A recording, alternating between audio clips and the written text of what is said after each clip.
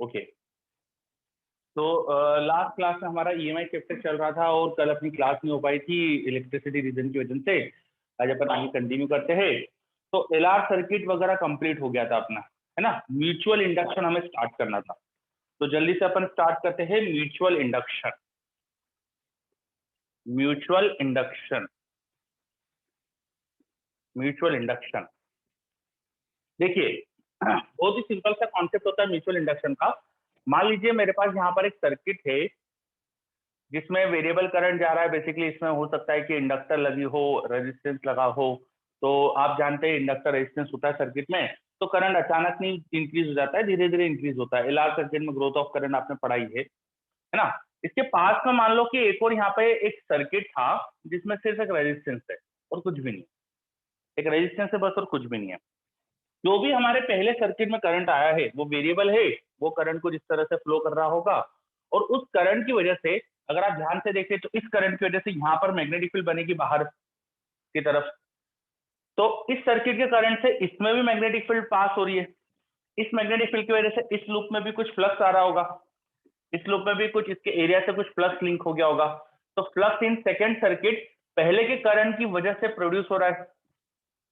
Flux in second circuit, क्योंकि current की वजह से मैग्नेटिक फील्ड आती है, मैग्नेटिक फील्ड से ही फ्लक्स आएगा। Flux should be proportional to current. तो देखिए सेकेंड लूप में फ्लक्स आ रहा है due to current in the first loop. बस यही जो फिनोमेना है इसे बोला जाता है म्यूचुअल इंडक्शन। और जैसे सेल्फ इंडक्शन में अपन ने फ्लक्स को प्रोपोर्शनल था तो प्रोपोर्शनली कांस्टेंट लिख दिया था, यहाँ पर भी प्रोपोर्शनली कांस्टेंट लिख देंगे। इस प्रोपोर्शनली कांस्टेंट m को बोला जाता है coefficient of mutual induction, coefficient of mutual induction. बोलो समझ में आ रहा है कॉन्सेप्ट? भाई किसी लूप में करंट है, उसके आसपास के दूसरे लूप में इसके करंट की वजह से फ्लक्स आ गया, इसके करंट से इसमें फ्लक्स आ गया, तो ये जो फिनोमेना होता है इसे बोलते हैं अपन म्यूचुअल इंडक्शन। तो वहां करंट बदलेगा अगर तो यहाँ का फ्लक्स बदलेगा, फ्लक्स बदलेगा तो ईएमएफ आएगा, है ना। तो भैया किसी के अंदर करंट चेंज हो रहा है पर इसके अंदर ईएमएफ आ गया, बस यही फिनोमेना कहलाता है म्यूचुअल इंडक्शन। यहाँ पर ईएमएफ जो प्रोड्यूस हो रहा होगा इन द लूप 2, वो लिख सकते हैं उसका फ्लक्स का rate of change. Lenz law से माइनस साइन भी लगा सकते हैं अपन, ये इक्वल टू हो जाएगा हमारे पास minus M D I one by D T. बोलिए समझ में आ रही है इक्वेशन? ये क्या लिखा अपन ने, क्या कर रहे हैं अपन? Is it clear?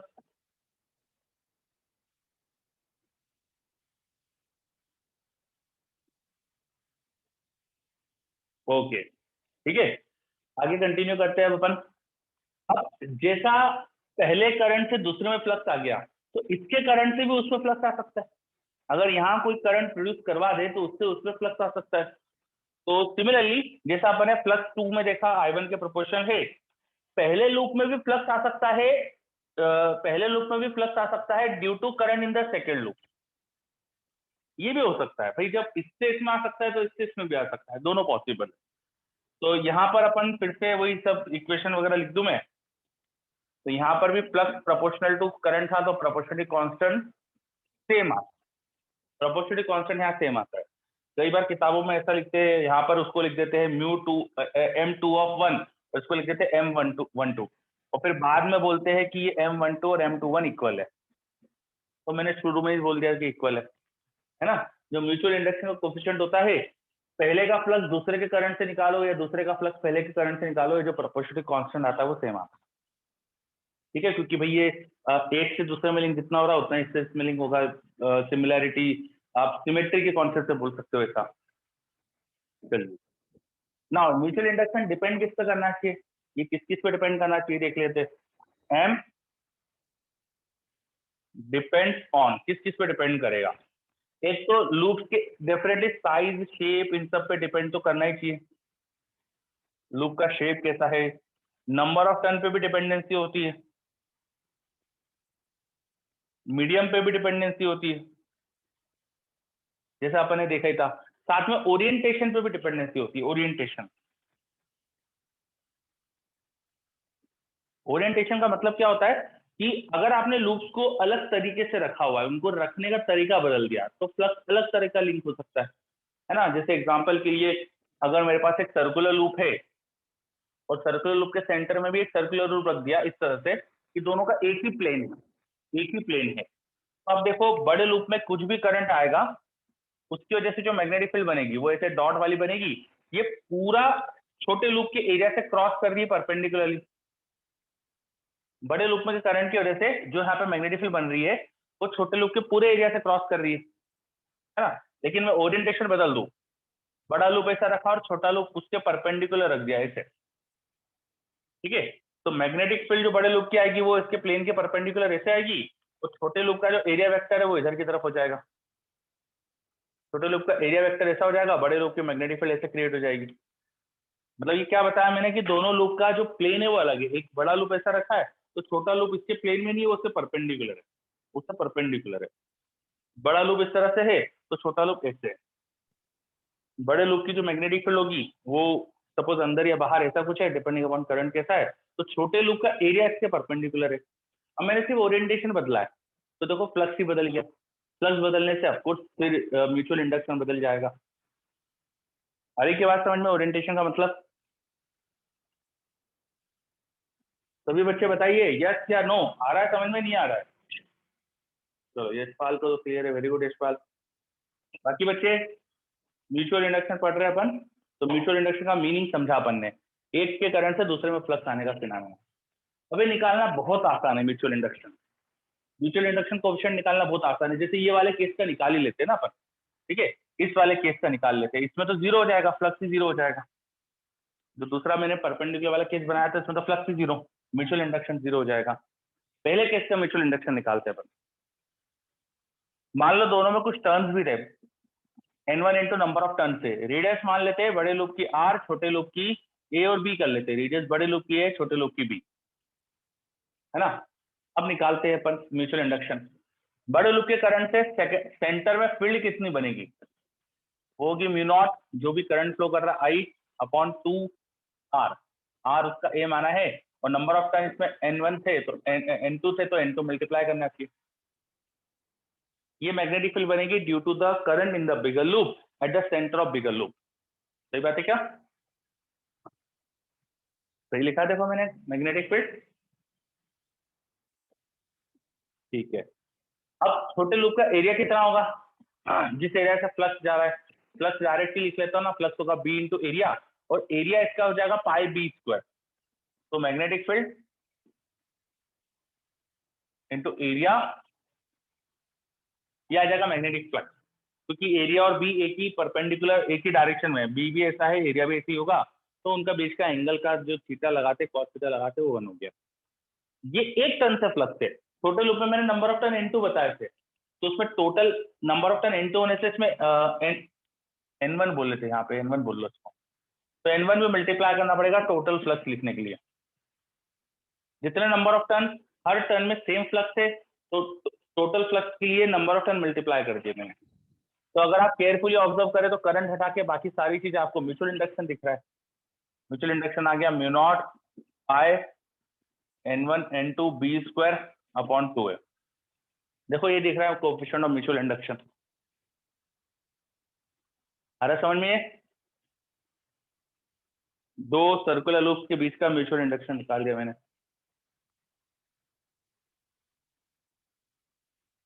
Is it clear? Mutual induction between two circular loop.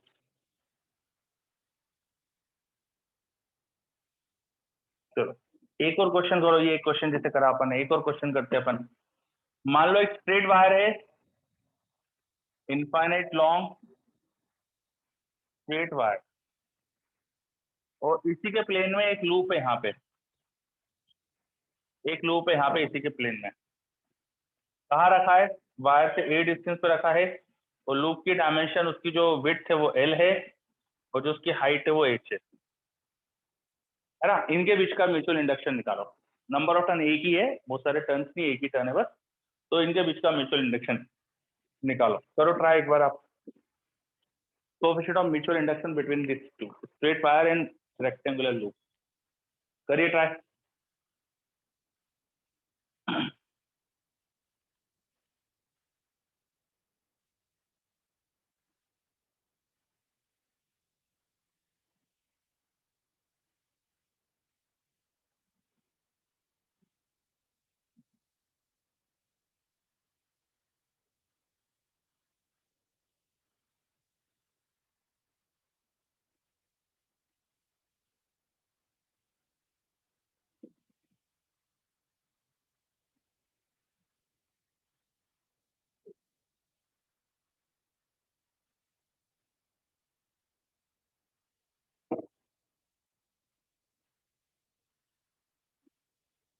कोई आंसर?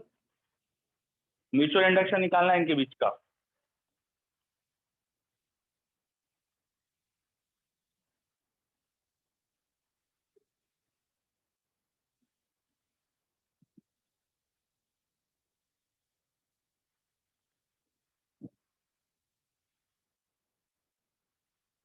ये हटा देता हूं मैं पुराना क्वेश्चन।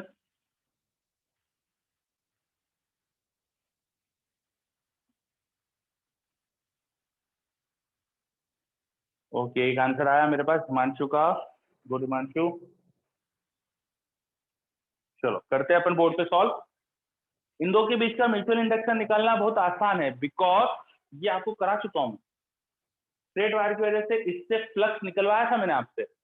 याद करिए अपन जब क्वेश्चंस वगैरह करे थे फ्लक्स के, तो उसमें मैंने इसका फ्लक्स आपको कैलकुलेट करवाया था। यहाँ पर अगर करंट आई है तो आपको बोला था यहाँ से एक्स डिस्टेंस पे जाओ, ऐसी एक स्ट्रिप काट लो, यहाँ पे स्ट्रिप की वेट dx मान लो। जो स्ट्रिप का एरिया हो जाएगा हमारे पास वो हो जाएगा एच dx।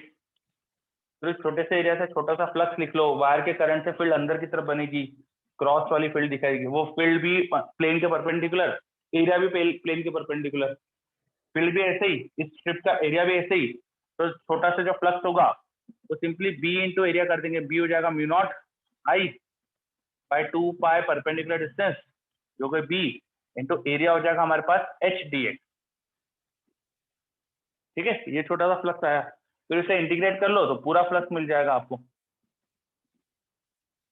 तो इसे इंटीग्रेट करने जाओगे तो म्यू नॉट आई 2 पाई तो कांस्टेंट है, एच भी कांस्टेंट, dx बाय एक्स बचा, उसका इंटीग्रेशन ln x, और फिर लिमिट लगा देना। x की लिमिट क्या हो जाएगी, a to a plus L, a to a plus L, तो a plus L by L, ये हमारा लिमिट वेट रख के आ जाएगा। ये आ रहा हमारे पास फ्लक्स। अब फ्लक्स के एक्सप्रेशन में जो करंट होता है वो हटा दो तो म्यूचुअल इंडक्शन मिल गया। बस एक करंट को छुपाओ तो बचा हुआ चीज म्यूचुअल इंडक्शन। आ रहा है समझ में?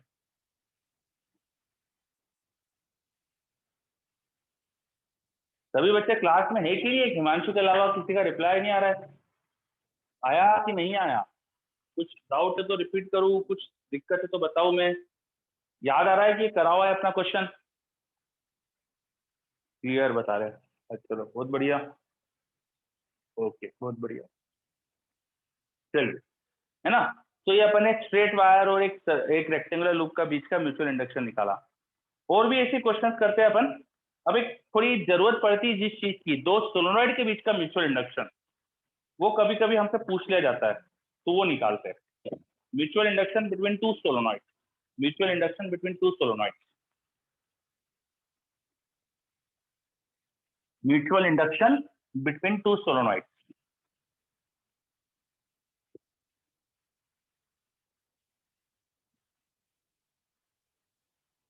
अच्छा, म्यूचुअल इंडक्शन के क्वेश्चंस कैसे आएंगे? बहुत ही आसान चीज होती है। एक इस पे ये कॉन्सेप्ट यूज कर सकते हैं कि एक के करंट से दूसरे में फ्लक्स लिंक हुआ, तो इसमें उतनी करंट से इसमें भी उतने फ्लक्स लिंक होगा, क्योंकि म्यूचुअल इंडक्शन चाहे 1-2 देखो या 2-1 देखो सेम आते हैं। Mutual induction of first loop due to second, ये M12 जो है ये बराबर होता है M21 के। मतलब कि +2 में जो लिंक होगा पहले के करंट से, वो अगर करंट सेम है तो सेम फ्लक्स आएगा।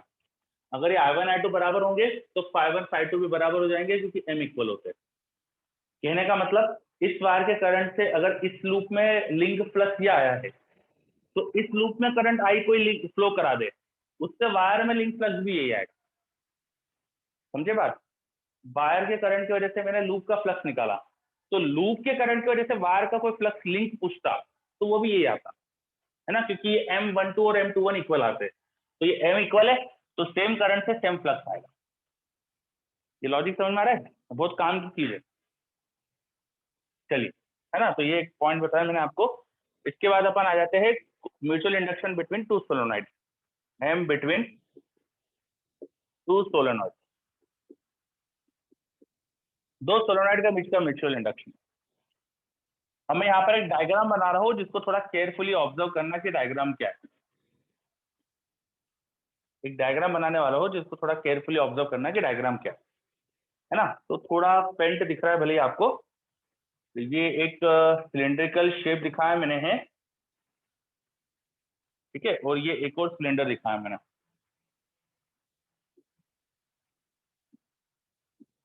ठीक है, दो सिलेंडर्स बनाए हैं। ध्यान से देखिएगा, अंदर वाले सिलेंडर पे एक वायर की मैं बाइंडिंग कर रहा हूँ, तो सोलोनॉइड बना दी मैंने। देखिए ये दो सोलोनॉइड, एक सोलोनॉइड बना दी मैंने, ठीक है। जो मैंने अंदर सोलोनॉइड बनाई है, मान लीजिए वो L1 लेंथ की थी, इसमें number of per unit turns N1 है, इसमें number of turns per unit length N1 है, number of turns per unit length N1, ठीक है। तो ये मैंने एक सोलोनॉइड बनाई। अब मैं एक और सोलोनॉइड बनाने वाला हूँ। देखिए ये एक और सोलोनॉइड बना रहा हूँ मैं।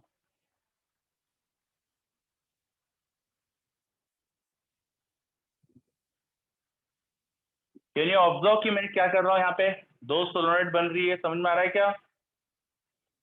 ये देखो दो सोलोनॉइड बन गई, ठीक है। जो दूसरी सोलोनॉइड है उसकी लेंथ, जो बड़ी वाली सोलोनॉइड बाहर वाली दिख रही है, उसकी लेंथ L2 है, और उसमें number of turn per unit length N2 है। तो मैंने आपको दो सोलोनॉइड शो करी है ना, दोनों कोएक्सियल सिलेंडर पे बना रखी है अपन ने। बड़ी सोलोनॉइड की रेडियस कैपिटल R2, छोटी सोलोनॉइड की रेडियस कैपिटल R1। ये इनकी रेडियसेस मान ली मैंने, एक की R1 एक की R2। डायग्राम देखो, समझो अच्छे से, पहले तो डायग्राम क्लियर हो रहा है। देयर आर टू सोलोनॉइड, अंदर एक सोलोनॉइड है छोटी, उसके ऊपर बड़ी सोलोनॉइड है, ठीक है। इनके बीच का म्यूचुअल इंडक्शन निकालना है हमें, इनके बीच का म्यूचुअल इंडक्शन निकालना है हमें। तो करते हैं, इनके बीच का कोएफिशिएंट ऑफ म्यूचुअल इंडक्शन हम फाइंड करते हैं। म्यूचुअल इंडक्शन निकालने के लिए पहले एक में करंट मान लो और दूसरे से फ्लक्स निकाल लो। और करंट किस में मानना है, किसी में मान सकते हो, जो तुम्हारी इच्छा, पर आप ऐसे ही लोगे ना जिससे आपको आसान लगे। तो अगर मैं बड़ी सोलेनॉइड में करंट मानता हूं तो मेरे लिए चीज थोड़ी आसान हो जाएगी। बड़ी सोलेनॉइड में करंट है, मान लिया मैंने ऐसा कि बड़ी सोलेनॉइड में ऐसा करंट फ्लो कर रहा है, ठीक है। कितना करंट फ्लो कर रहा है, कैपिटल आई फ्लो कर रहा है। बड़ी सोलेनॉइड में करंट है तो उसके से मैग्नेटिक फील्ड बनेगी, तो मैग्नेटिक फील्ड इस तरह से बनेगी अंदर की तरफ बी। कितनी फील्ड बनेगी, बी, बी लिख सकते हैं अपन, due to current in this big solenoid, इससे जो मैग्नेटिक फील्ड बनेगी वो आ जाएगी mu naught N I, I अपन ने कैपिटल आई बोला था, म्यू नॉट एन आई। अब ये जो फील्ड है वो छोटी सोलेनॉइड के हर टर्न से फ्लक्स बनाएगी। कितना फ्लक्स बनाएगी, एक टर्न से जो फ्लक्स बनाएगी वो हो जाएगा field into area of smaller solenoid, वो हो जाएगा पाई R1 स्क्वायर। तो total number of turn multiply कर दो टोटल फ्लक्स के लिए, तो टोटल टर्न कितने होंगे उसमें, उसकी number of turn per unit length N1 थे और उसमें टोटल लेंथ L1 थी, तो ये होगा ना नंबर ऑफ टर्न टोटल। भाई N1 क्या था, ये टर्न्स पर यूनिट लेंथ थे, into length, total number of turn, total number of turn into एक टर्न का फ्लक्स।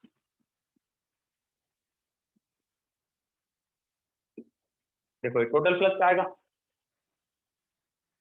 बस अब फ्लक्स दिख रहा है अपन को, आई हटा के बाकी चीज म्यूचुअल इंडक्शन दिख जाएगा। म्यूचुअल इंडक्शन क्या दिख रहा है, mu naught N1 into pi R1 square L1। ये हमारे पास आ गया कोएफिशिएंट ऑफ म्यूचुअल इंडक्शन। देख लो अच्छे से, अच्छे से डायग्राम देखो, समझो। कोई भी डाउट है, कोई भी दिक्कत है तो बताओ। दो सोलोनाइड के बीच का म्यूचुअल इंडक्शन निकाला है मैंने।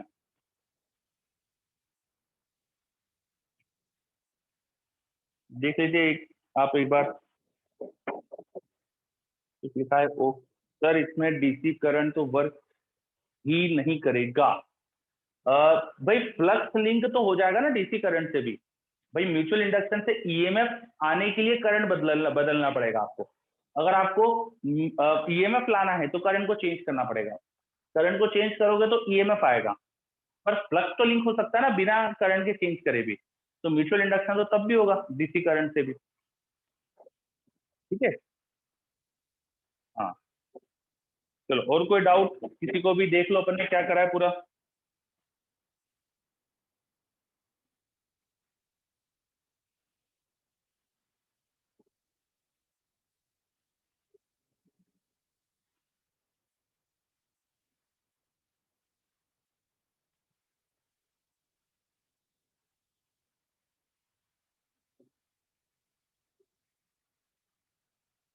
को क्या है, होप कि सबको क्लियर है। अब देखो इसमें कुछ मैं छोटा छोटा वेरिएशन आपको बताने वाला हूँ। आपको याद होना चाहिए कि सोलोनॉइड का सेल्फ इंडक्शन क्या होता है। दोनों सोलोनॉइड का अपना अपना सेल्फ इंडक्शन लिखोगे तो सेल्फ इंडक्शन का फॉर्मूला होता था mu number of turn per unit length का square into volume. R1 radius L1 length की सोलोनॉइड, अंदर वाली सोलोनॉइड का सेल्फ इंडक्शन ये होगा, बड़ी वाली सोलोनॉइड का सेल्फ इंडक्शन ये होगा। ठीक है, अगर सेल्फ इंडक्शन का फॉर्मूला याद हो तो होता था mu n square into volume. ये सेल्फ इंडक्शन लिखा मैंने। इस एम के एक्सप्रेशन को ध्यान से देखो, यहाँ पर जो वॉल्यूम लिखा हुआ है एल के एम के एक्सप्रेशन में, ये पाई R1 स्क्वायर L1, ये छोटी सोलोनॉइड का वॉल्यूम है। R1 स्मॉलर सोलोनॉइड की रेडियस थी, L1 स्मॉलर सोलोनॉइड की लेंथ है, तो ये वॉल्यूम छोटी सोलोनॉइड का वॉल्यूम है ना। और L2 जो होगा उसमें ये देखो L2 का वॉल्यूम ये ज्यादा है। अगर मैं L1 L2 का प्रोडक्ट करूंगा और फिर रूट ले लूंगा, प्रोडक्ट करके रूट लूंगा, तो म्यू स्क्वायर का म्यू म्यू का मल्टीप्लाई म्यू स्क्वायर, उसका रूट ये लिखा हुआ है, N1 स्क्वायर का रूट ये लिखा हुआ है, N2 स्क्वायर का रूट ये लिखा हुआ है। अच्छा, इन दोनों के वॉल्यूम का प्रोडक्ट करके रूट लेता, प्रोडक्ट करता और फिर रूट लेता, तो इससे बड़ा वॉल्यूम आएगा ना, क्योंकि ये छोटी सोलोनॉइड का वॉल्यूम है। आप जब इनको प्रोडक्ट करोगे तो ये दोनों वॉल्यूम में से बड़ा वॉल्यूम है, इनका प्रोडक्ट ज्यादा आएगा, फिर रूट लोगे तो ज्यादा टर्म बनेगा। मतलब हमें समझ में आ रहा है कि जो m का एक्सप्रेशन है ये छोटा है रूट L1 L2 से। दिख रहा है क्या आपको?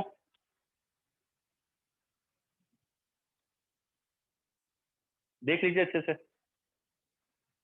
रूट L1 L2 से स्मॉलर है ये। इनको प्रोडक्ट करो, रूट लो, प्रोडक्ट करोगे तो म्यू नॉट का स्क्वायर का root mu, N1 square N2 square का रूट ये आ गया। इन दोनों वॉल्यूम का प्रोडक्ट करके रूट लिया, तो इन दोनों में ये वॉल्यूम बड़ा था, प्रोडक्ट करेंगे तो बड़ा नंबर आएगा इस अकेले से। Is it clear? चलो, now this mutual induction root L1 L2 से छोटा आ रहा है, लेकिन अगर दोनों सोलोनॉइड का रेडियस सेम हो जाती और लेंथ भी सेम हो जाती तो एग्जैक्टली रूट M1 M2 आ जाता ना, रूट L1 L2 आ जाता। If R1 equal to R2 and L1 equal to A2 ये हो जाता अगर, तो M exactly root L1 L2 हो जाता। भाई ये रेडियसेस अगर मैं सेम ले लेता, लेंथ सेम ले लेता, तो ये दोनों एग्जैक्ट सेम टर्म आ जाते, है ना, वॉल्यूम सेम हो जाता, तो एग्जैक्टली M के बराबर हो जाता। मतलब जो म्यूचुअल इंडक्शन है वो रूट L1 L2 के बराबर हो जाता है अगर रेडियस तो लेंथ इक्वल है।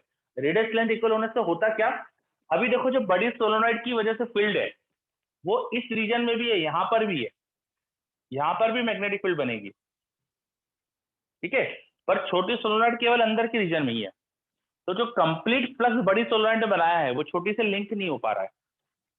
बड़ी सोलोनॉइड की जो मैग्नेटिक फ्लक्स है वो यहाँ इस रीजन में भी है, where smaller solenoid is not present. तो टोटल फ्लक्स की लिंकेज नहीं हो पा रही है, जितना बड़ी ने फ्लक्स बनाया उतना पूरा लिंक नहीं हुआ। तो जब अपन ने रेडियस इक्वल कर दी, लेंथ भी इक्वल कर दी, तो all the flux created by the big solenoid is linked with the smaller solenoid. आ रहा समझ में? अगर ये अपन बराबर ले रहे थे ना, इससे हो क्या रहा था, फ्लक्स लिंकेज अच्छी हो रही थी। All the flux by one solenoid is linked with smaller solenoid, with other solenoid.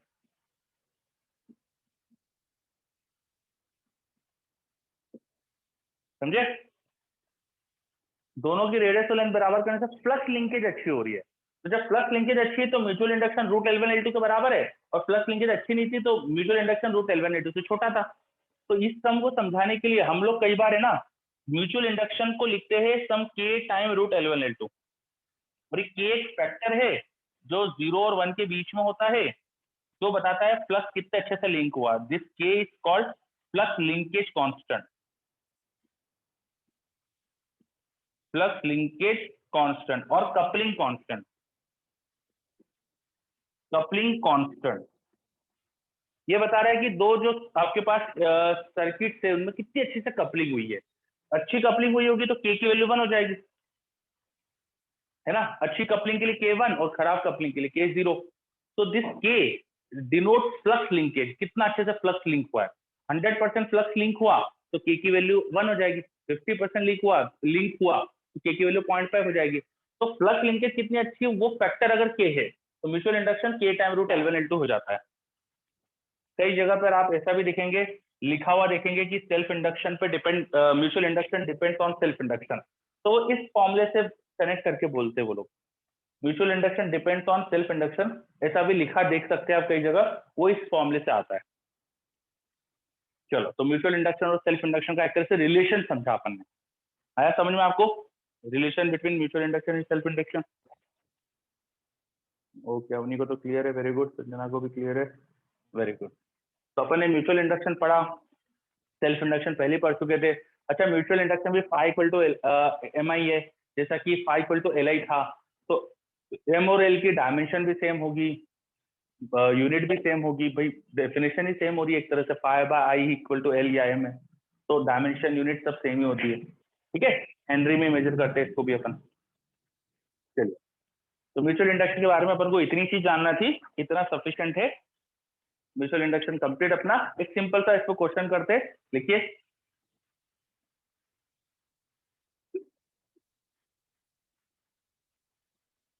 एक सिंपल सा क्वेश्चन करते हैं, इस पे लिखिए, व्हेन, लिखिए, when 5 ampere current is flowing, when 5 ampere current is flowing in circuit 1, 5 ampere current is flowing in circuit 1, 20 Weber of flux is linked with circuit 2, 20 Weber of flux, 20 Weber of flux is linked with circuit 2, 5 ampere of current is flowing in circuit 1, then 20 Weber of flux is linked with circuit 2. If, आगे लिखिए, if current in circuit 2 now changes, if current in circuit 2 now changes, current in circuit 2 now changes at a rate of 1 ampere per second, current in circuit 2 now changes at a rate of 1 ampere per second, at a rate of 1 ampere per second, what will be induced EMF? What will be induced EMF in circuit 1? What will be induced EMF in circuit 1? ठीक है, करिए try.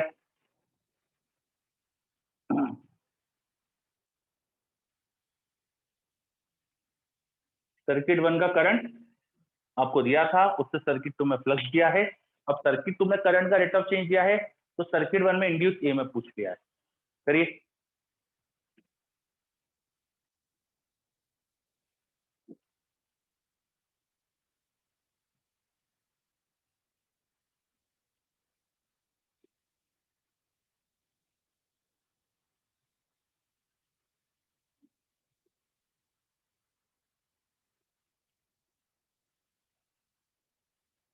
Question में 2 circuit दिया आपको,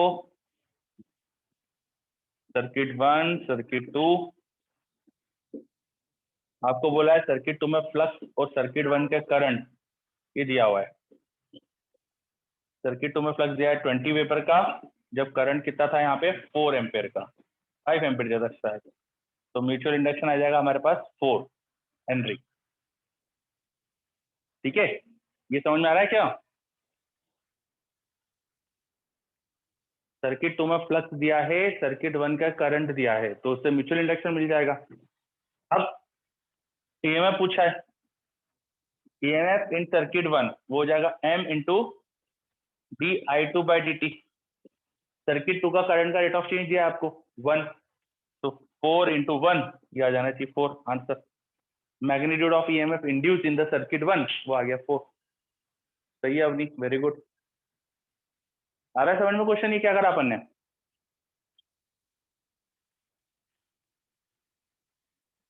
देखिए सभी बच्चे, बताइए, मुझे जवाब दीजिए। सर्किट 2 में फ्लक्स लिंक हो रहा था सर्किट 1 के करंट की वजह से, तो म्यूचुअल इंडक्शन मुझे पता चल गया, ये दोनों दिए थे तो म्यूचुअल इंडक्शन मिल गया। फिर ईएमएफ पूछा है सर्किट 1 में due to rate of change of current in circuit 2, तो यहाँ पे म्यूचुअल इंडक्शन 1 और ये आई बाई डी तो दिया है क्वेश्चन में 1, तो रख दिया तो 4 आ जाएगा। ठीक है, सभी बाकी बच्चे देखिए क्लियर। ओके, तो म्यूचुअल इंडक्शन में देखो ऐसे क्वेश्चन आते हैं, बहुत आसान से क्वेश्चन होते हैं। फिर ट्रांसफॉर्मर एक डिवाइस है जो भी म्यूचुअल इंडक्शन में वर्क करता है, वो भी अपन देख लेते हैं। ट्रांसफॉर्मर, ट्रांसफॉर्मर नेक्स्ट अपन समझ लेते हैं ट्रांसफॉर्मर।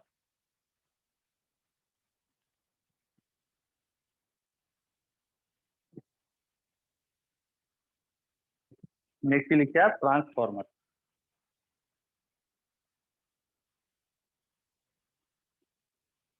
ट्रांसफॉर्मर बेसिकली दो हमारे पास कॉइल होती है जिनके बीच में अच्छी फ्लक्स की लिंकेज है, जिनके बीच में अच्छी फ्लक्स की लिंकेज है। तो ये दो हमारे पास कॉइल है जिनके बीच में अच्छी फ्लक्स की लिंकेज है ना। ये फ्लक्स लिंक्ड है इनके बीच में, ये समझाने के लिए ऐसी दो स्ट्रेट लाइन बनाते हैं अपन इनके बीच में। ये दो स्ट्रेट लाइन और दो कॉइल इस तरह से बनाना, ये बता रहा है कि इन दोनों कॉइल के अंदर अच्छी फ्लक्स की लिंकेज है। फ्लक्स की लिंकेज बताने के लिए ऐसी दो लाइन बनाई जाती है। ठीक है, अब हमारे पास दिख रही दो कॉइल, तो इसमें जो एक तरफ की कॉइल ऐसे बोलते हैं प्राइमरी और दूसरी तरफ की कॉइल को सेकेंडरी। प्राइमरी कॉइल में हम पोटेंशियल डिफरेंस लगा देते हैं alternating. This is circuit symbol of alternating potential difference.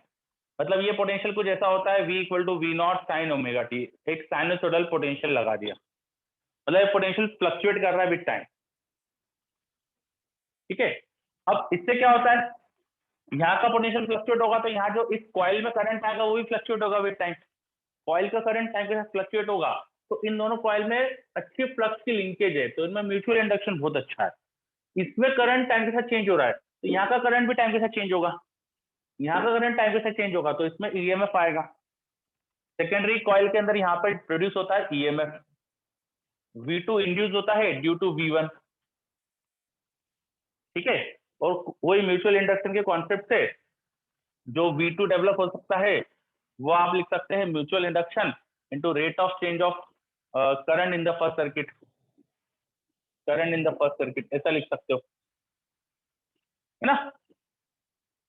अब देखिए करंट का जो चेंज हुआ उसकी वजह से प्राइमरी में ईएमएफ आया, और करंट का रेट ऑफ चेंज से जो प्राइमरी में फ्लक्स लिंक होगा उससे प्राइमरी का ईएमएफ आएगा। प्राइमरी में जो यहाँ पोटेंशियल डिफरेंस हुआ था डेवलप, उसे अपन ने V1 बोला था। That V1 should be equal to number of turn in the primary coil, number of turn in the primary coil, मान लीजिए यहाँ पे NP नंबर ऑफ टर्न है into rate of change of flux जो भी हुआ है ना। सिमिलरली जो सेकेंडरी में ईएमएफ है, प्राइमरी का ईएमएफ VP बोल दिया, सेकेंडरी के ईएमएफ को VS बोल देते हैं, चलो इसको VS बोल देते हैं, इधर VP बोल देते हैं प्राइमरी और सेकेंडरी के लिए। वो होना चाहिए वहां के नंबर ऑफ टर्न इनटू एक टर्न से जो rate of change of flux है। दोनों कॉइल में फर्क सिर्फ नंबर ऑफ टर्न्स का होता है। ये दो जो कॉइल है इनमें नंबर ऑफ टर्न्स अलग अलग होते हैं। एक कॉइल में नंबर ऑफ टर्न अगर NP है, दूसरे में यहाँ पे NS बोल दिए, ये नंबर ऑफ टर्न अलग अलग है। बाकी इनमें इतनी अच्छी फ्लक्स की लिंकेज है कि हर एक टर्न जो प्राइमरी का है उससे जितना फ्लक्स लिंक हुआ है उतना ही सेकेंड से भी फ्लक्स लिंक हुआ है। प्राइमरी और सेकेंडरी में जो फ्लक्स लिंक होता है वो सेम है, तो फ्लक्स लिंकेज सेम होने से देखो d∅dt भी दोनों में सेम हो जाएगा। हम दोनों को इतना अच्छे से फ्लक्स लिंक करते हैं दोनों में कि फ्लक्स दोनों में सेम आ जाए, तो फ्लक्स सेम, एक टर्न से फ्लक्स सेम, तो टोटल टर्न प्राइमरी में NP थे तो वहां का ईएमएफ आ जाता है, सेकेंडरी का ये जाता है। ये बात समझ में आ रही है क्या, बताइए सब जल्दी से, इज दिस क्लियर। ठीक है, चलो इससे क्या हो जाता है,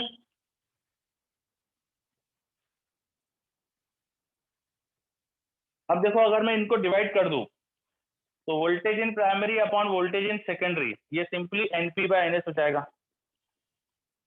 तो अगर हम नंबर ऑफ टर्न, यहाँ से मैं सेकेंडरी का वोल्टेज, देखो सेकेंडरी के वोल्टेज को लिख सकता हूँ number of turn in secondary upon number of turn in primary. ठीक है, सेकेंडरी का वोल्टेज जो हो जाएगा वो जाएगा number of turn in secondary upon number of turn in primary upon voltage in primary into voltage in primary. ये equation मुझे मिल जा रही है। तो अगर NS बड़ा है NP से तो वोल्टेज इन सेकेंडरी को अपन बड़ा करवा सकते हैं वोल्टेज इन प्राइमरी के कंपेयर में। ऐसा अगर कर दे तो इसे कहते हैं step up transformer. Step up transformer, इस तरह के ट्रांसफॉर्मर को कहा जाता है स्टेप अप ट्रांसफॉर्मर, जिसमें वोल्टेज लेवल को बढ़ा दिया जाता है। और अगर उल्टा हो गया तो यहाँ पे वोल्टेज इन सेकेंडरी कम हो जाता है वोल्टेज इन प्राइमरी से, इससे बोल जाता है स्टेप डाउन ट्रांसफॉर्मर।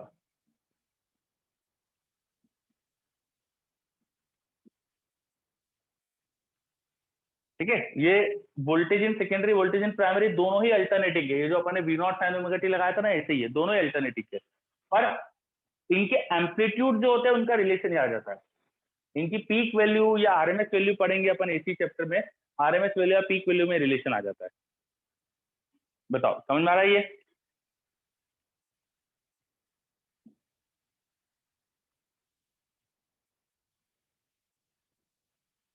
ठीक है, बहुत बढ़िया है ना। ओके, ट्रांसफार्मर से रिलेटेड एक कॉन्सेप्ट और आपको पता होना चाहिए कि ट्रांसफार्मर बनाते कैसे हैं, उसमें लॉसेस क्या क्या होते हैं। फिर लॉसेस बहुत कम होते हैं तो करंट का भी कुछ रिलेशन लिख देते हैं अपन, है ना। कुछ छोटी छोटी सी चीजें और बची है अपनी ट्रांसफार्मर की, वो समझते हैं अपन। ये जो मैंने बताया था 2 कॉइल होती है, बनाई कैसे जाती है, मतलब डायग्राम क्या दिखता है ट्रांसफार्मर का, वो समझ लेते हैं। ट्रांसफार्मर बनाने के लिए हमें ना एक इस तरह का मेटल का अपन ब्लॉक बना लेते हैं विथ लेमिनेटेड प्लेट। बहुत सारी प्लेट्स लेते हैं और उनसे ऐसा मेटल का ब्लॉक बना लेते हैं। हमने क्या करा, बहुत सारी पतली पतली प्लेट्स ली मेटल की, और मेटल प्लेट्स को एक के ऊपर एक के ऊपर एक ऐसा रखते गए। एक जैसी शेप की मेटल प्लेट्स ली, उनको एक के ऊपर रखते गए, तो हमारे पास इस तरह का एक ब्लॉक बन गया, है ना। बनाया कैसे अपन ने, तो एक सिंगल प्लेट ली और सिंगल प्लेट के बीच में ऐसा स्क्वायर होल कर दिया। एक पतली सी मेटल की प्लेट ली जिसके बीच में ऐसा स्क्वायर होल कर दिया, और ऐसी बहुत सारी प्लेट एक के ऊपर एक के ऊपर रख दी मैंने। और इन सब प्लेट के बीच में ना इंसुलेशन लगा दिया। इंसुलेशन मतलब कि एक से दूसरे में करंट न जा पाए। तो ऐसी बहुत सारी प्लेट एक के ऊपर रखने से इस तरह का जो सिस्टम बनता है, ये ट्रांसफार्मर की कोर है। इसे कहते हैं transformer core. Transformer core soft iron की बनी हुई ऐसी प्लेट दी जाती है जिनको एक के ऊपर एक के ऊपर रख देते हैं, तो इससे बनता है ट्रांसफार्मर कोर। फिर कोर बनाने के बाद कॉपर वायर लो और कॉपर वायर की यहाँ पे वाइंडिंग बना दो। कॉपर वायर को अपन ऐसे वाइंड कर देते हैं, यहाँ पे बहुत सारे इसके कॉपर वायर के वाइंडिंग यहाँ क्रिएट कर देते हैं इस तरह से। और वैसे यहाँ पर भी वाइंडिंग क्रिएट कर दो कॉपर वायर की।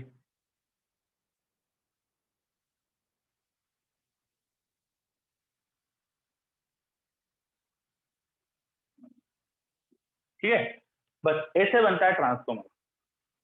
सॉफ्ट आयरन कोर बीच में जो अपन ने कोर बोल रहे हैं ना, जिसको उसको सॉफ्ट आयरन का बनाते हैं, इसे नरम लोहे सॉफ्ट आयरन का बनाते हैं। सॉफ्ट आयरन के होने की वजह से इट इज हाईली मैग्नेटिक। अगर आपने अर्थ मैग्नेटिज्म वगैरह भी शायद पढ़ा रहे हैं आपको नीम तक, तो उसकी मैग्नेटिक प्रॉपर्टी ऐसी होती है कि वो बहुत ज्यादा मैग्नेटिक होता है। वो सारी मैग्नेटिक फील्ड अपने में रखने की कोशिश करता है। उससे क्या होता है, अगर आप प्राइमरी कॉइल, इस कॉइल में कुछ है ना करंट फ्लो करवाओगे, इसमें मान लीजिए करंट फ्लो हुआ, तो करंट की वजह से इन वायर में करंट आने की वजह से यहाँ मैग्नेटिक फील्ड बनेगी। ठीक है, और जो मैग्नेटिक फील्ड बनेगी, यहाँ से magnetic field line soft iron core की वजह से दूसरी लूप में भी चली जाती है। वही मैग्नेटिक फील्ड लाइन अच्छे से, बहुत ही अच्छे से दूसरे लूप में भी लिंक हो जाती है। जो मैं ग्रीन कलर में लाइन बना रहा हूँ, मैं मैग्नेटिक फील्ड लाइन बनाने की कोशिश कर रहा हूँ। यहाँ जो मैग्नेटिक फील्ड लाइन पास होती है, वो पास होकर सेकेंड कॉइल से भी चली जाती है। तो फ्लक्स जितना इधर एक टर्न से लिंक हो रहा है, उतना ही वहां से भी लिंक हो रहा है। जो मैंने यहाँ पे यूज करा था, ये फ्लक्स जो लिंकेज है ना, ये दोनों में इक्वल है। Flux in each turn, primary और सेकेंडरी में हर एक टर्न से फ्लक्स बिल्कुल एक जैसा लिंक हो जाता है, बिकॉज ऑफ द अरेंजमेंट जिससे बनाया अपन ने। अब हर टर्न में इक्वल फ्लक्स है, तो इक्वल फ्लक्स का रेट ऑफ चेंज है, फ्लक्स का रेट ऑफ चेंज इक्वल है दोनों में, तो प्राइमरी और सेकेंडरी का अपन वोल्टेज का रेशियो लेंगे तो सिंपली NB/NS आ जाता है। ठीक है। इससे क्या होता है, दोनों में ही अल्टरनेटिंग पोटेंशियल है, बस उनका रेशियो जो होता है, उनके एम्पलीट्यूड का रेशियो जो होता है, पीक वैल्यू का जो रेशियो होता है, वो आ जाता है एनएस और एनपी। अब अगर आप नंबर ऑफ टर्न ज्यादा रख दोगे सेकेंडरी में तो वोल्टेज लेवल बढ़ जाएगा, नंबर ऑफ टर्न कम कर दोगे तो वोल्टेज लेवल कम हो जाएगा। मतलब कि साइनोसॉइडल जो कर्व बनाते हैं ना अपन, इसमें जो एम्पलीट्यूड है V0 है, ये बड़ा या कम कर सकते हैं अपन। तो अपन को घरों में जो 220 वोल्ट सप्लाई होता है, जो लाइन आती है ना जिससे इलेक्ट्रिसिटी आती है, उसमें 440 किलो वोल्ट भी होता है। तो 440 किलो वोल्ट से 220 कन्वर्ट करने का काम ट्रांसफार्मर करता है। आपने सुना होगा कि ट्रांसफार्मर उड़ गया तो बिजली चली गई, ट्रांसफार्मर में दिक्कत आ गई। तो जो ट्रांसफार्मर जो सुना हो ना, वो ये ट्रांसफार्मर होता है। बहुत हेवी जो इलेक्ट्रिसिटी सप्लाई की लाइन आती है, उसमें बहुत हेवी वोल्टेज होता है, उसको कम वोल्टेज में कन्वर्ट करके फिर घरों तक सप्लाई करा जाता है। वो कम वोल्टेज में कन्वर्ट करने का काम करता है ट्रांसफार्मर। Is it clear? तो समझ में आ रहा है आपको ये? चलो। अच्छा, वोल्टेज बढ़ाने का भी काम करता है ना? ये मैंने बताया, स्टेप डाउन ट्रांसफार्मर वोल्टेज कम करने के लिए यूज होता है, और स्टेप अप ट्रांसफार्मर वोल्टेज बढ़ाने के लिए यूज होता है। वोल्टेज बढ़ा भी सकते हैं अपन इससे। तो अब जब आपको इलेक्ट्रिसिटी सप्लाई करना है, भेजना है काफी दूर तक, लॉन्ग डिस्टेंस में इलेक्ट्रिसिटी सप्लाई करना है, तो कम वोल्टेज पे सप्लाई करने से एनर्जी लॉसेज ज्यादा होंगे। तो वोल्टेज बढ़ा दिया जाता है जिससे एनर्जी लॉस कम हो जाते हैं। वोल्टेज बढ़ाने से करंट कम भेजना पड़ता है अपन को। हाँ, करंट कम क्यों भेजना पड़ता है ये भी बता देता हूँ। ट्रांसफार्मर बहुत एनर्जी इफिशिएंट डिवाइस होते हैं, बहुत कम इनमें एनर्जी के लॉस होते हैं। मतलब जितना आपने प्राइमरी में टोटल एनर्जी सप्लाई करी, ऑलमोस्ट उतनी ही एनर्जी सेकेंडरी में मिल जाती है, ऑलमोस्ट उतनी, करीब करीब 100% है, 98%, 95% ऐसी कुछ इफिशियंसी आती है इनकी। बहुत अच्छे एनर्जी इफिशिएंट डिवाइस होते ही है। तो जो भी पावर आपने इनपुट दी, करीब करीब वही पावर आउटपुट हो जाती है। पावर इनपुट को एसी में या अपन कहीं भी अपन सर्किट में पावर जो लिखते हैं वो वोल्टेज इंटू करंट लिखते हैं। प्राइमरी में वोल्टेज इंटू प्राइमरी का करंट, ये हो जाएगा प्राइमरी में पावर मतलब इनपुट पावर। सेकेंडरी का वोल्टेज इंटू सेकेंडरी का करंट, ये हो जाएगा सेकेंडरी की पावर। अब अगर आपने नंबर ऑफ टर्न सेकेंडरी में ज्यादा रखे थे, है ना, sorry, number of turn secondary में ज्यादा रखे थे, यहाँ नंबर ऑफ टर्न सेकेंडरी में ज्यादा प्राइमरी से, तो वोल्टेज बढ़ा था, वोल्टेज बढ़ेगा, वोल्टेज बढ़ेगा तो करंट कम हो जाएगा, क्योंकि प्रोडक्ट सेम लाना है आपको। तो जब वोल्टेज बढ़ाते हो करंट कम हो जाता है। करंट कम होने से आपको क्या होता है कि करंट कम जा रहा है वायर में, तो आई स्क्वायर आर हीट लॉस जो होता है वो कम होता है। समझे? चलो, तो ये इक्वेशन जरूर ध्यान रखना। और जब भी अपन को किसी भी ट्रांसफार्मर में करंट का रेशो पूछ लिया जाए, तो यहाँ से अपन करंट का रेशो निकाल सकते हैं। करंट का रेशो जो सेकेंडरी और प्राइमरी में आएगा वो वोल्टेज के इनवर्स रेशो में जाएगा, और वोल्टेज का रेशो नंबर ऑफ टर्न का रेशो होता है। तो इससे आप चीजें कर सकते हो। हाँ, पर ये इक्वेशन लगाने के लिए मैंने माना है कि ट्रांजिस्टर 100% एनर्जी इफिशिएंट डिवाइस है। जो पावर इनपुट में जो वही पावर आउटपुट में, इफिशिएंसी 100% ऐसा माना है।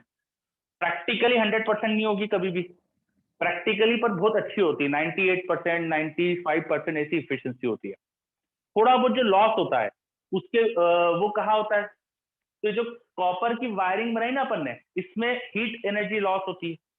इस कॉपर वायर में करंट है तो इसमें हीटिंग लॉस होता है। जितना फ्लक्स यहाँ था उतना ही पूरा फ्लक्स वहां से लिंक नहीं होता, तो फ्लक्स लिंकेज लॉस भी होता है। फिर ये जो सॉफ्ट आयरन कोर बनाया इसमें हिस्टेरिसिस लॉस होता है। हिस्टेरिसिस लॉस मतलब आपने अल्टरनेटिंग पोटेंशियल लगाया है, तो कभी ये पोटेंशियल साइन पॉजिटिव तो पॉजिटिव, कभी नेगेटिव भी है, तो करंट की डायरेक्शन भी लगातार बदल रही है।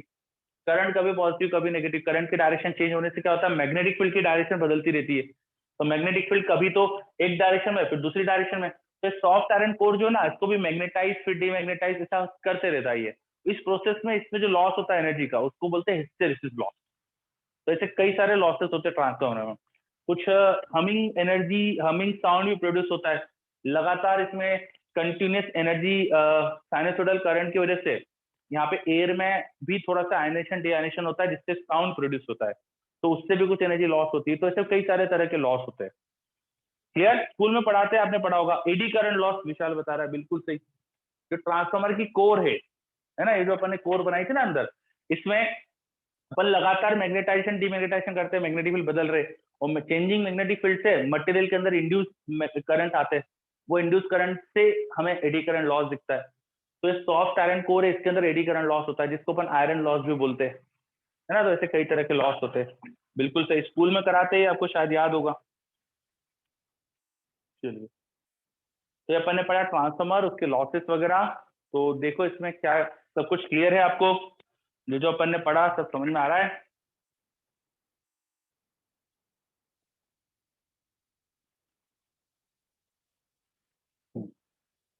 बहुत बढ़िया।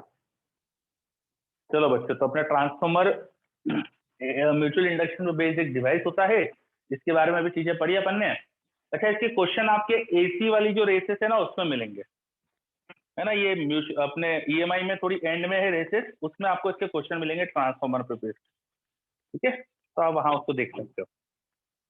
चलो अब मैं हटा रहा हूँ ये सब चीजें। म्यूचुअल इंडक्शन अपना कंप्लीट हुआ है। अब एलसी ऑसिलेशन, एलसी ऑसिलेशन का कॉन्सेप्ट अपन को समझना है। तो नेक्स्ट चीज आप लिख सकते हो एलसी ऑसिलेशन। एलसी ऑसिलेशन,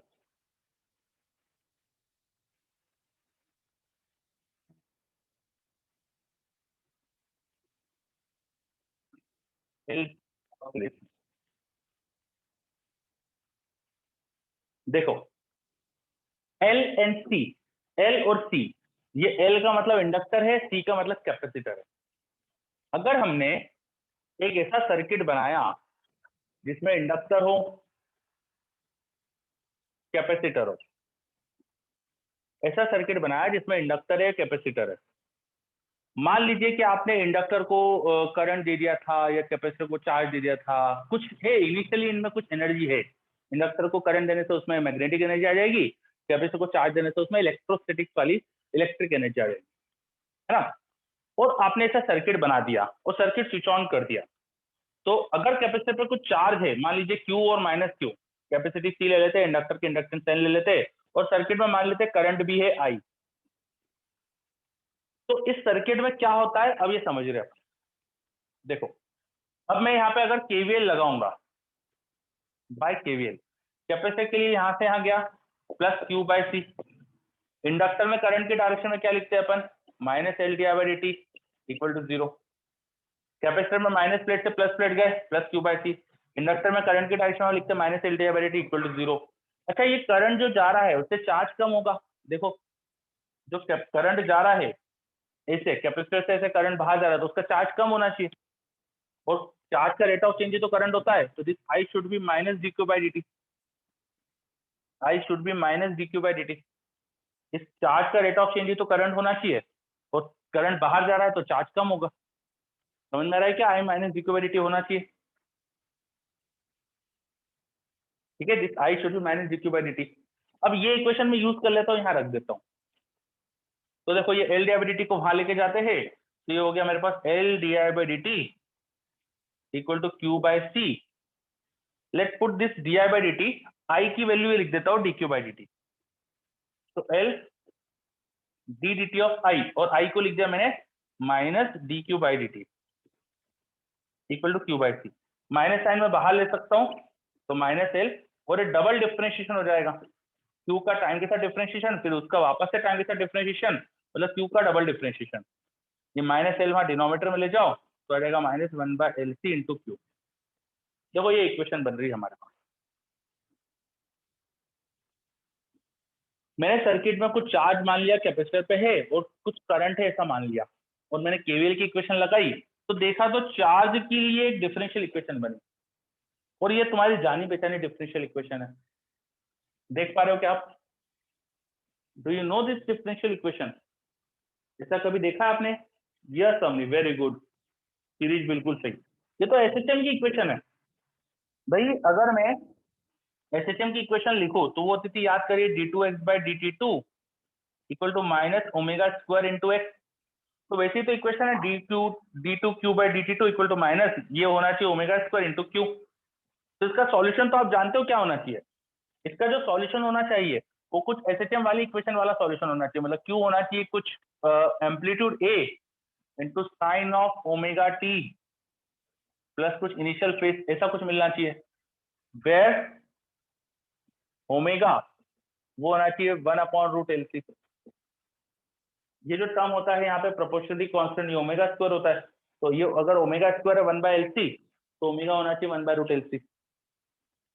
तो इससे हमको समझ में आ गया कि सर्किट के अंदर जो चार्ज है वो एसएचएम करेगा, चार्ज के यहाँ ऑसिलेशन होंगे। तो एलसी सर्किट में ऑसिलेशन होते हैं, चार्ज ऑसिलेट कर रहा है, बस यही अपन को समझना था, एलसी ऑसिलेशन। एलसी सर्किट में चार्ज ऑसिलेट करता है, ठीक है। अब मैं करंट निकालूं, करंट था -dq/dt, तो मैं करंट भी निकाल सकता हूं यहाँ पे। इसको डिफरेंशिएट कर दो, माइनस ए साइन का डिफरेंशिएशन हो जाएगा cos omega T plus delta, और ओमेगा टी प्लस डेल्टा का साइन के साथ करेंगे तो ओमेगा आ जाएगा। ये आ गया करंट की इक्वेशन। चार्ज अगर साइन में है तो करंट कॉस में आ रहा है ना। अच्छा, इसमें ये ए और डेल्टा ये निकालना पड़ेगा, ये इनिशियल कंडीशन से निकाल सकते हैं। A and delta can be deduced by initial condition.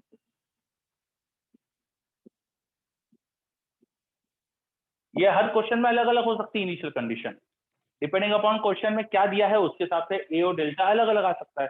जैसे एक एग्जांपल के लिए करके बता देता हूं मैं। Example, let at T equal to 0 capacitor charge था और इंडक्टर में कोई करंट नहीं था। ऐसा मान लेते हैं चलो कि स्विच ऑन करते समय कैपेसिटर पे कुछ चार्ज था, कितना Q0, और कोई करंट नहीं था सर्किट में, करंट 0 था। तो मैंने मान लिया T0 पे चार्ज ऑफ कैपेसिटर Q0 था और सर्किट में करंट 0 था, ऐसा मान लिया। मतलब ये वाला आपको एग्जाम में क्वेश्चन आ गया, मान लो कि एक चार्ज कैपेसिटर को एक इंडक्टर से जोड़ दिया और पूछ लिया फिर उसमें चार्ज और करंट की इक्वेशन क्या आएगी बताओ। तो इक्वेशन तो ये फॉलो होना ही चाहिए, इक्वेशन तो आना एसएचएम की चाहिए। बस बात ये रहेगी कि ए और डेल्टा ढूंढना है। हमेशा एल और सी के सर्किट में चार्ज की इक्वेशन और करंट की इक्वेशन तो इसी तरह की आएगी, बस आपको ढूंढना पड़ेगा ए और डेल्टा क्या है। ए डेल्टा ढूंढने के लिए मुझे T0 पे बताया है कि Q0 है और I 0 है, तो इसमें T को 0 डालो, T को 0 डालो, तो T0 पे जो चार्ज होना चाहिए वो होना चाहिए था A साइन डेल्टा। करंट को 0 डालो, ये एक्सप्रेशन में करंट को 0 डाल दो, तो -A omega cos delta. T0 डाला तो ये -A ओमेगा कॉस डेल्टा। अब A omega into cos delta 0 है, मतलब डेल्टा क्या हो सकता है। कॉस में 0 कब मिलता है, 90 पे मिलता है और 270 पे मिलता है मुझे 0, है ना। और 90 डिग्री लूंगा तो यहाँ साइन पॉजिटिव रहेगा 1, 270 ले लूंगा तो साइन नेगेटिव आएगा, जिससे ए नेगेटिव हो जाएगा। एम्पलीट्यूड नेगेटिव हमें अच्छा नहीं है, एम्पलीट्यूड तो पॉजिटिव रहना चाहिए, ठीक है। तो सेकंड इक्वेशन बता रही है कि डेल्टा इज +π/2 और 3π/2। 0 से 360 के बीच में अपन देखेंगे तो दो सॉल्यूशन है डेल्टा के, 0 से 360 में। पर 3π/2 पे हमारे पास एम्पलीट्यूड नेगेटिव हो जाएगा, but with delta equal to 3π/2 A will become negative. तो अपन ए को नेगेटिव रहना नहीं चाहते, रखना नहीं चाहते, तो डेल्टा इसलिए अपन ने क्या ले लिया π/2।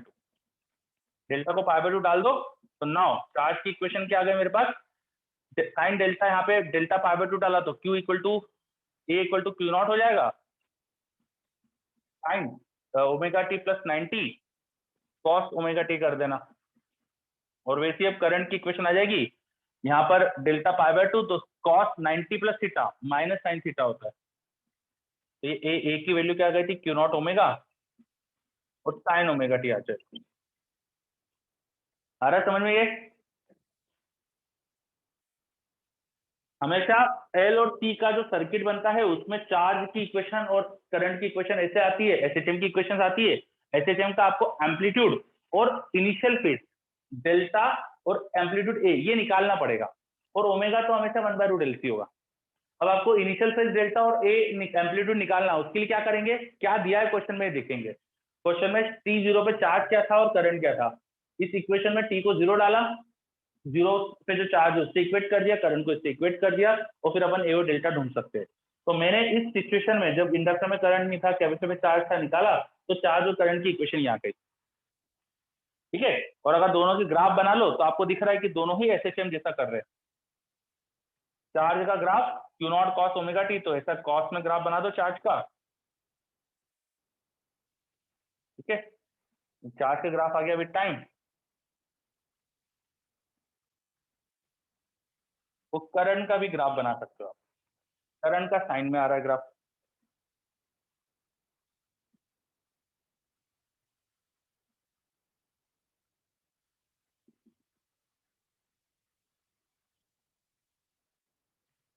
ये आ जाएगा करंट का ग्राफ। एक और चीज ध्यान रखना है, करंट की maximum value Q not omega है, चार्ज की मैक्सिमम वैल्यू क्यू नॉट है। तो इनकी मैक्सिमम वैल्यू का रेशियो अगर देखोगे, आई की मैक्सिमम वैल्यू वो चार्ज की मैक्सिमम वैल्यू का जो रेशियो है वो आ रहा है ओमेगा, विच इज 1/√LC। तो ये कुछ ऐसी चीज है जो हर सर्किट में अपन यूज कर सकते हैं।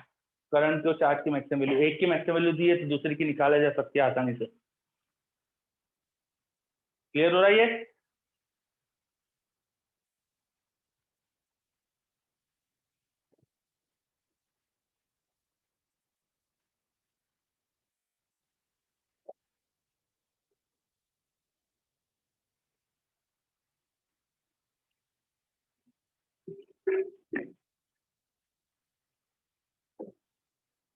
चलो, तो हमने पढ़ा एलसी सर्किट या एलसी ऑसिलेशन। एल मतलब इंडक्टर, सी मतलब कैपेसिटर। इनको अगर एक सर्किट में कनेक्ट कर दे तो इस सर्किट में मैंने केवीएल वगैरह से इक्वेशन निकाली तो चार्ज की इक्वेशन एसएचएम वाली आ गई। मतलब चार्ज यहाँ पे ऑसिलेशन करेगा, चार्ज ऑसिलेशन करेगा, उसके डिफरेंशिएशन से करंट भी ऑसिलेशन करेगा। In LC circuit charge and current oscillate. In LC circuit charge and current oscillate. LC circuit में ऑसिलेशन होते हैं किसके? चार्ज और करंट के। फिर चार्ज और करंट की जो इक्वेशंस थी उनको देख के समझ में आ गया कि दोनों में 90 डिग्री का फेज डिफरेंस है। ये साइन है, ये कॉस है, तो दोनों में 90 डिग्री का फेज डिफरेंस है। चार्ज अगर कॉस में था तो करंट साइन में आ रहा है। कब? जब अपन ने शुरू में चार्ज को Q नॉट लिया है और करंट 0 लिया है। तो हमने इस पर्टिकुलर सिचुएशन में हमने इक्वेशंस निकाली।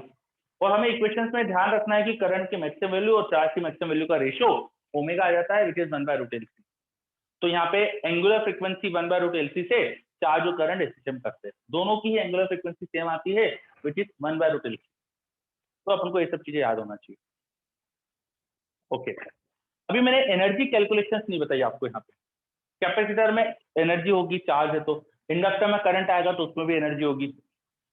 कैपेसिटर में कितनी एनर्जी होती है? एनर्जी इन कैपेसिटर वो आप लिखते हैं 1/Q²/2C। और Q की इक्वेशन लिख दो। जैसे मैं ये वाले केस की इक्वेशन लिख देता हूँ, इस केस की लिख देता हूँ। आप हर केस में अलग अलग निकाल सकते हो। इस केस में अगर इक्वेशन लिखूं तो आएगा Q0²/2C इंटू cos²ωt। ये आ गई कैपेसिटर की एनर्जी। इंडक्टर की एनर्जी लिखे, इंडक्टर की एनर्जी होती है ½ L I²। आई की जो इक्वेशन है वो डाल दो। सारी आई की इक्वेशन ये रही, ये रिसॉल्व करके आई थी Q0 ω sin ωt। ये डाल दो तो आ जाएगा ½ L Q0² ω² sin²ωt। अच्छा, ये जो ओमेगा का स्क्वायर है वो था 1/LC। तो इस ओमेगा के स्क्वायर का 1/LC डाला अगर आपने तो जाएगा Q0²/LC का ऊपर का एक एल कैंसिल हो गया, एक नीचे का एल कैंसिल होगा, नीचे बचेगा 60।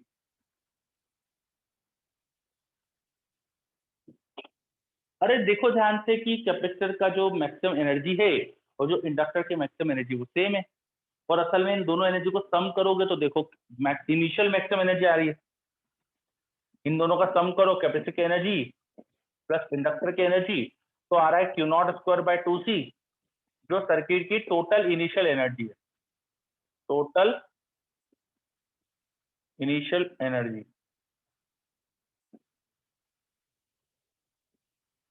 किसी भी टाइम पर, किसी भी टाइम पर मैंने कैपेसिटर की एनर्जी और इंडक्टर की एनर्जी को ऐड करा तो ये cos² है sin² Q0²/2C कॉमन आया और अंदर क्या जाएगा 1 sin² theta plus cos² theta. तो केवल Q0²/2C बचा। और मैंने क्या मान के चला था कि कैपेसिटर में चार्ज है और कुछ भी नहीं सर्किट में। तो ये इनिशियल टोटल एनर्जी है। तो सर्किट की टोटल एनर्जी, दो ही तो चीजें है capacitor inductor. Total energy conserved है, जरा ध्यान से देखो, दोनों का सम कांस्टेंट आ रहा है और दोनों का सम उतना ही आ रहा है जितना टोटल इनिशियल एनर्जी है। ये भी एक बहुत काम की इक्वेशन है। हमें अगर क्वेश्चन में मान लो कि इस सर्किट में इंडक्टर में करंट भी दे दिया, कैपेसिटर में चार्ज भी दे दिया t=0 पे, t=0 पर मुझे दोनों में चार्ज और करंट दोनों दे दिया और मुझे पूछ लिया कि सर्किट में मैक्सिमम चार्ज निकालो। तो जब चार्ज मैक्सिमम होगा तो सारी एनर्जी कैपेसिटर के पास चली गई होगी। चार्ज मैक्सिमम के समय सारी एनर्जी कैपेसिटर के पास, और इनिशियल टोटल एनर्जी आप लिख सकते हो, इंडक्टर की कितनी एनर्जी है हाफ एल स्क्वायर से, कैपेसिटर की कितनी एनर्जी है हाफ क्यू स्क्वायर बाय सी से, और दोनों को ऐड करके टोटल एनर्जी जो आएगी उसको maximum energy in capacitor Q max square by 2c लिख दो, आपको मैक्सिमम चार्ज मिल जाएगा। तो अच्छा, जो अभी तक लिखा बोर्ड पे वो समझ में आ रहा है? एनर्जी का कैलकुलेशन, कैपेसिटर की एनर्जी, इंडक्टर की एनर्जी, कैपेसिटर की एनर्जी में कॉस स्क्वायर है, इंडक्टर की एनर्जी में साइन स्क्वायर है, तो स्क्वायर हो रहे हैं ये दोनों। अच्छा, कॉस स्क्वायर की फ्रीक्वेंसी कॉस से डबल हो जाती है, फ्रीक्वेंसी आधी हो जाती है, सॉरी टाइम पीरियड आधा हो जाता है, फ्रीक्वेंसी डबल हो जाती है। तो cos square theta actually 1 plus cos 2 theta बन जाता ना, हाफ 1 प्लस कॉस 2 थीटा, तो इसकी फ्रीक्वेंसी डबल है। एनर्जी डबल फ्रीक्वेंसी से ऑसिलेट करती है। जिस फ्रीक्वेंसी से चार्ज एंड करंट ऑसिलेट कर रहे हैं, एनर्जी उससे डबल से ऑसिलेट कर रही है। ये समझ में आ रहा है? Energy oscillate with double frequency of charge और करंट। जो फ्रीक्वेंसी चार्ज या करंट की थी ठीक उससे डबल फ्रीक्वेंसी से एनर्जी ऑसिलेट कर रही है। आ रहा है समझ में सब?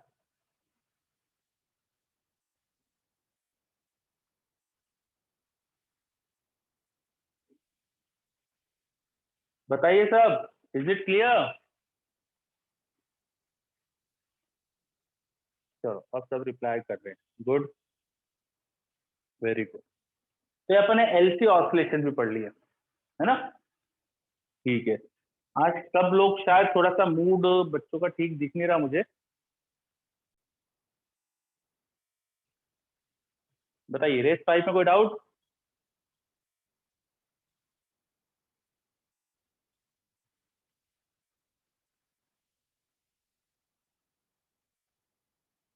कोई डाउट नहीं है? चलो, अगर अभी नहीं करिए तो कोई दिक्कत नहीं, अगली क्लास में करके लेके आ जाना। तो आपके लिए होमवर्क क्या क्या है, ये जो जो रेस बची है सब कंप्लीट करके लाना है। ठीक है, हो जाएगा?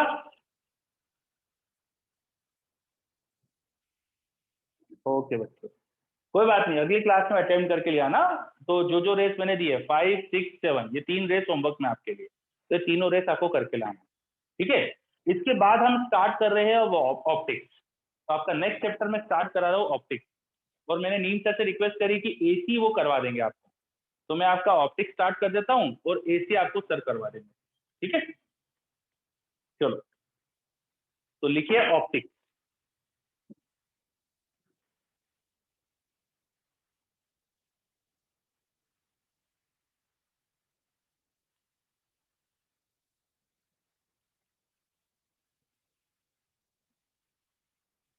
ऑप्टिक्स,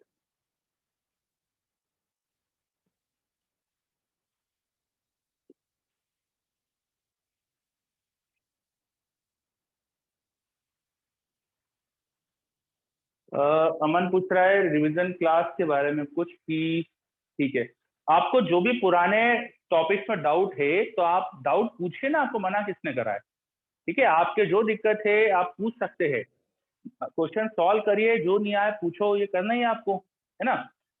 पर पिन पॉइंटेडली पूछो हमेशा, भाई ऐसा नहीं कि ये क्वेश्चन नहीं आ रहा, ऐसा कभी कभी नहीं होता है कि पूरा क्वेश्चन नहीं आए। आप अटेम्प्ट कर रहे हो तो कोई लाइन समझ नहीं आ रही क्वेश्चन की, या आपने जो कुछ सॉल्व करा है तो आपके सॉल्यूशन में कुछ गलती है क्या, तो अपना सॉल्यूशन भेज दो हमें, तो हम देख लेंगे कोई गलती है क्या। तो आप पूछो, कोई भी दिक्कत नहीं है। ठीक है, चलो अभी तो अपन पहले कंप्लीट सिलेबस करने पे ध्यान देते हैं। तो अपना एक टॉपिक बच रहा है बस ऑप्टिक्स, और उधर एसी नीम सर करा देंगे। तो मुझे ऐसा पता है बस यही 2 टॉपिक बच रहे हैं अपने, है ना? एसी छोटा सा टॉपिक है, 2 या 3 लेक्चर में हो जाता है, 3 लेक्चर या मैक्सिमम 4। ऑप्टिक्स थोड़ा सा कंपेरेटिवली बड़ा है।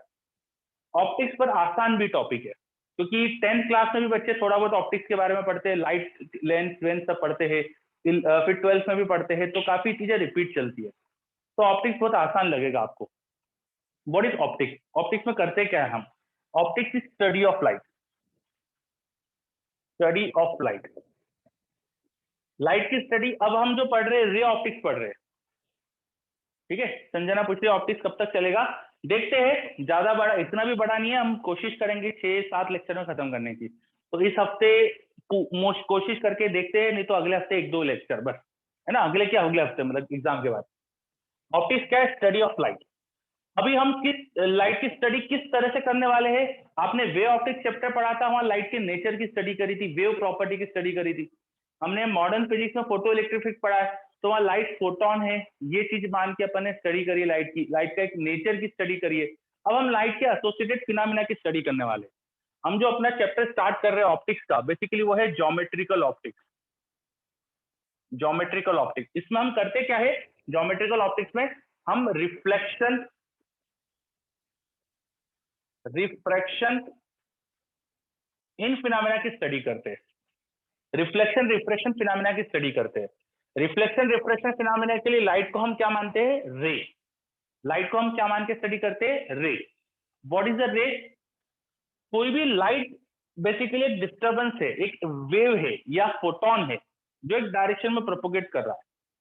जिस डायरेक्शन में वेव प्रोपोगेट कर रही है उस डायरेक्शन के अलोंग अगर मैं स्ट्रेट लाइन इमेजिन करूं, जिस डायरेक्शन में लाइट एनर्जी प्रोपोगेट कर रही है उस डायरेक्शन में स्ट्रेट लाइन का अज्यूम करूं, तो इसी को एरो लगा के अगर दिखा दे, इसे को कहते हैं ray of light. This is ray of light. Ray of light एक तरह से लाइट एनर्जी के फ्लो का पाथ है। This is the path along which energy of light is flowing, path of energy flow of light. और अगर homogeneous medium है, medium में कुछ चेंज नहीं आ रहा है, तो एक स्ट्रेट लाइन होता है। और ऑफकोर्स मीडियम जब बदलता है तो आप रिफ्रेक्शन जानते ही होंगे, मीडियम चेंज होने पे लाइट बेंड भी हो सकती है, रिफ्लेक्ट भी हो सकती है किसी सरफेस से टकराकर। तो जब तक मीडियम में कोई चेंज नहीं आ रहा है तब तक तो लाइट सीधे सीधे पाथ पे चलती है। अच्छा, किसी भी जगह से जैसे कोई बल्ब वल्ब है, उससे क्या एक अकेली लाइट की पाथ के अलॉन्ग एनर्जी जाएगी? क्या सिंगल पाथ होगा जहां पे एनर्जी फ्लो कर रही है? कोई बल्ब है जैसे यहाँ, तो बल्ब से तो एक ऐसा पाथ, एक ऐसा पाथ, एक ऐसा पाथ, बहुत सारे पाथ इमेजिन कर सकते हैं जहां पे एनर्जी फ्लो करेगी। तो कभी भी हमें सिंगल रे ऑफ लाइट नहीं मिलेगी, हमें हमेशा बंच ऑफ लाइट रे मिलता है। हमेशा किसी भी ऑब्जेक्ट से, किसी भी सोर्स से हमें बहुत सारी लाइट रे मिलती है एक साथ। अगर वो लाइट रे बिल्कुल सीधी सीधी जा रही है तो उस ग्रुप ऑफ लाइट रे को अपन पैरेलल बीम बोलते हैं। Parallel beam. अगर वो आगे जाके फैल रही है इस तरह से तो इसे बोलते हैं डाइवर्जिंग बीम।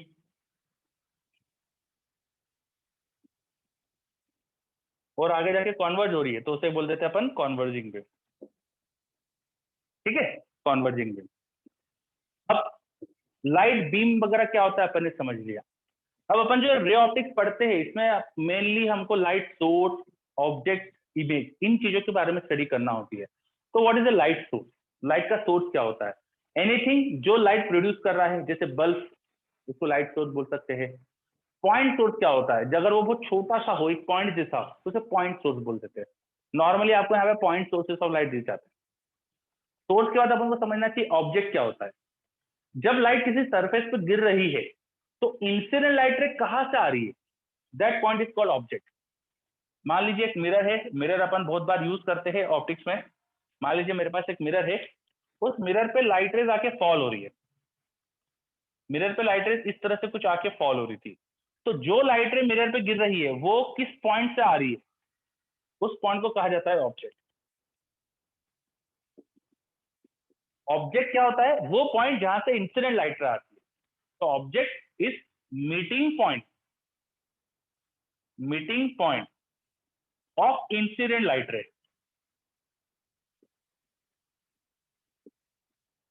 किसी सरफेस पे लाइट गिर रही है तो वो लाइट रेस कहां से आ रही है उसको बोलते हैं ऑब्जेक्ट।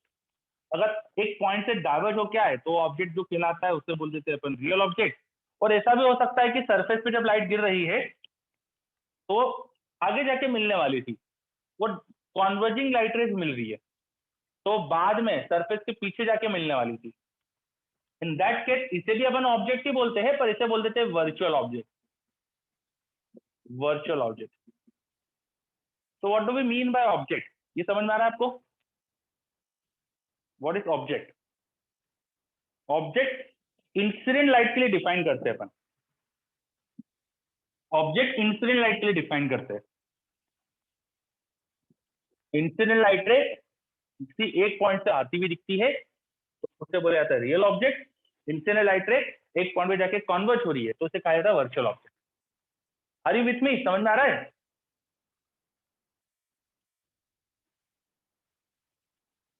ये चलो ऑब्जेक्ट क्या होता है समझा अपन ने। अब समझते इमेज। देखो मिरर पे लाइट टकराती है तो रिफ्लेक्ट होती है ना, जैसे ये लाइट रे आई ये रिफ्लेक्ट हो सकती है। तो रिफ्लेक्टेड लाइट रे अगर पीछे बढ़ा है तो हो सकता है एक पॉइंट से आती हुई दिखे अपन को, है ना। ये मैंने टू द स्केल डायग्राम नहीं बनाया, ये अच्छा डायग्राम नहीं बनाया मैंने, क्योंकि जितना डिस्टेंस पे ऑब्जेक्ट होता है उतनी डिस्टेंस पे इमेज आनी चाहिए। ये मुझे थोड़ा सही कर देता हूं मैं से।